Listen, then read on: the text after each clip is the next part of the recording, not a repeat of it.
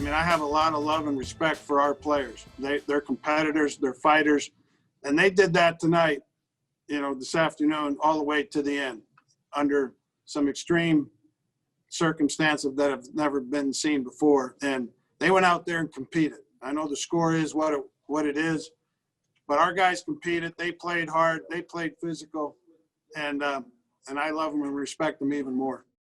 Welcome back to Broncos Beat. Alexis Perry here alongside Mike Klis, James Palmer, and Cecil Lammey. You guys, last segment we talked about how the Broncos found themselves in the situation that forced them to call upon an undrafted rookie wide receiver who was working in sales just a little over a month ago to take his very first snaps in the NFL as the starting quarterback for the Broncos against the Saints. So given Kendall Hinton and the offensive coaching staff had less than 24 hours to put together a game plan for the Saints, what were your expectations heading into this game? And did the performance from the Broncos match, exceed, or fall short of those expectations, James?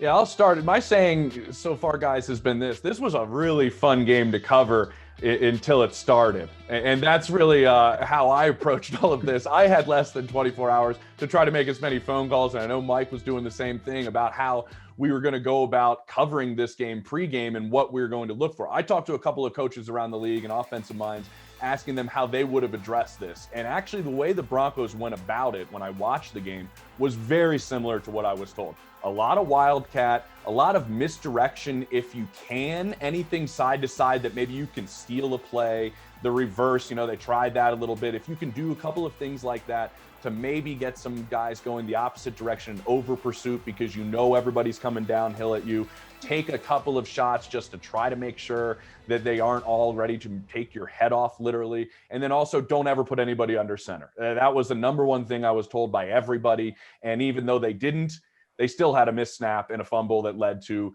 great field position for the Saints. So everything that I talked to with people around the league, Cecil, happened in how the Broncos played this. They just didn't have any other options to really go about it. I commend Kendall Hinton for what he did. A lot of people around the league do.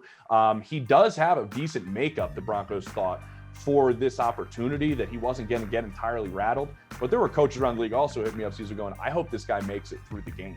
Yeah, exactly, because he's not the biggest guy out there. And when he came out of Wake Forest, they didn't scout him as a quarterback. Obviously, I hadn't played quarterback in a couple of years in his final 2 collegiate seasons, but I did scout him as a wide receiver, and I liked what I saw in terms of athleticism, in terms of intelligence, and talking to people around his college program. He's a very intelligent player. So I had hope. I mean, it was nice to have hope for a little bit, like maybe because of that high football intelligence, he understands concepts. But you see, I mean, playing quarterback in the NFL is tough. And if anything, this game kind of highlighted how I appreciate Drew Lock even more through his struggles, because he's not perfect. He has a ton of stuff to work on, which we don't have time to go over, but all due respect to Kendall Hinton, because he went out and he tried his best. And you can just see how difficult it is to play that position in this league.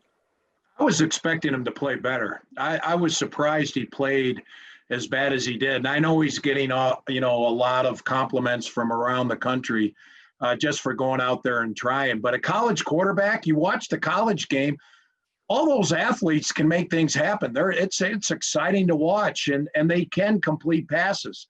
I don't know if it was, maybe they could have given him more slants, more completable passes, shorter passes, the bubble screens, a slant. The slant is the easiest pass in football to complete. They didn't have any of that. The curl route, something to just kind of get him going. He had some low percentage passes that he was trying. The ball just floated on him. And you could tell after the second interception early in the third quarter, Fangio said, I've seen enough. We're running the ball the rest of the game. And it's funny that Mike brought that up, because I was right down there as close as we're allowed to be during his workout. And that's what they were working on all of pregame. It was all these slants, all these quick ins, all of these short passing game was a big part of that early portion of his workout before they came back out. So I was with Mike, I was kind of expecting more of that. And then when Cecil talks about, the athleticism and stuff, I do also think, Alexis, they didn't let him run enough. I don't think he got out. He went outside the pocket maybe 3 times, and I think Cam Jordan leveled him all 3 times. But I would have liked to see him use his legs a little bit in a greater capacity, and that actually didn't happen a whole bunch. Coulda, woulda, shoulda, right, guys? Well, in a relatively bleak game from start to finish, there were some bright spots, specifically on the defensive side of the ball. So what did you guys at least like from the Broncos defense against New Orleans? It seemed like they had Taysom Hill pretty confused at times. Yeah, they were good early. I mean, they played hard early. I think the defense knew that it was going to be up to them, that if the Broncos had any chance of winning this game, it was going to have to be 10-7, 14-10, which is hard to do in today's NFL. I thought Fangio in the secondary really confused Taysom Hill. I mean, he was the best quarterback on the field yesterday, but not by as great a margin as I thought he should have been. But the disappointing thing on the defense, and this has been happening here the last couple of weeks, they're really getting gouged in the run.